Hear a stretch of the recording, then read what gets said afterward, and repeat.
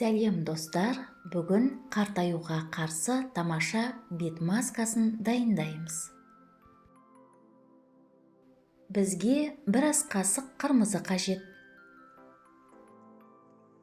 Ыдысқа бір ас қасық қырмызы, үстіне 300 мг су құйып, баяу отта 5 минут қайнатамыз. Достар, жаңа пайдалы видео рецепттерді жіберіп алмас үшін менің каналыма жазылыңыздар.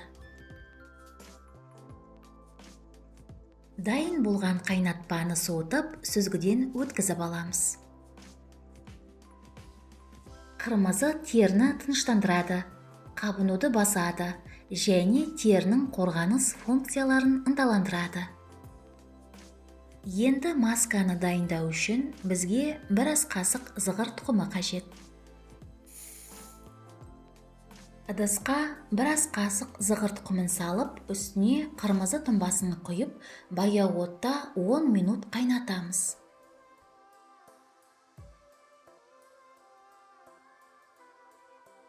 Дайын болған маска негізін бөлме температурасында суытамыз.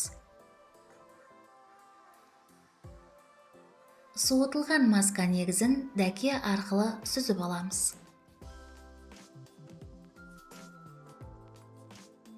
Зығыр дәндері құрғақтықты жояды және әжімдерді азайтады.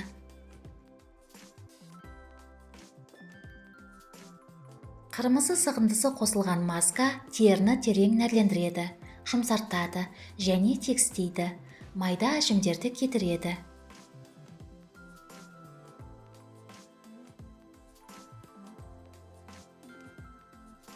Жасмин майынан 5 тамшы қосамыз.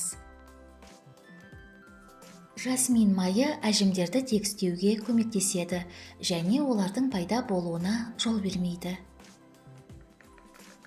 Қоспаны жақсылап араластырамыз. Дайын болған масканы шыны ыдысқа құйып, тоңазытқышта 10 күнге дейін сақтаймыз.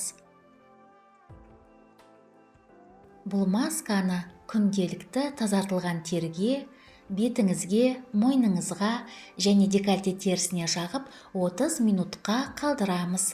Содан кейін қалған масканы жылы сумен жуамыз. Сізге денсаулық, жастық және сұлулық тілеймін. Келесі кездескенше.